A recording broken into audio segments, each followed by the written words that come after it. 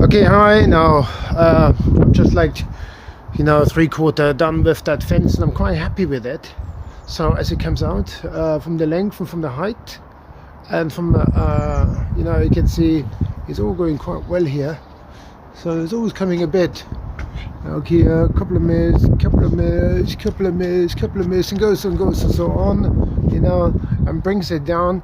So actually these feather edge boards, they look very straight when you look at them. However, it's a garden, has a slope, so you always have to compensate for that. Sometimes when the slope is too strong, you have to, for each section, you have to kind of like a bit of steps. But this one here, you can make a nice slope going downwards. So when I now look at the post and the gap between the panels and the post, so it looks pretty good as well.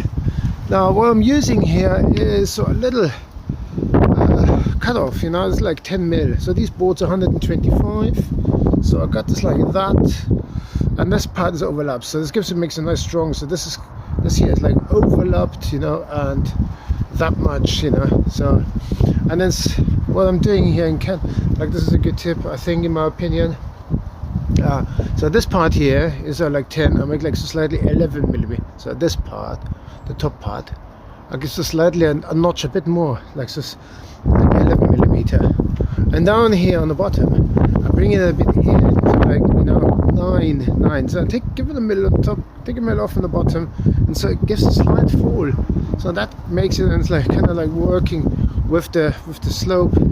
So it works all, because you must imagine the back here, when you look at this, which I'm going to see later, we want to have it good looking as well. So it has a bit of an eye, the eye is attracted towards the fence. So when you look over there in the back here, I didn't build this fence, but I'm not such a big fan of these corners and the way it's been made, cut down. It's could have been done a lot neater.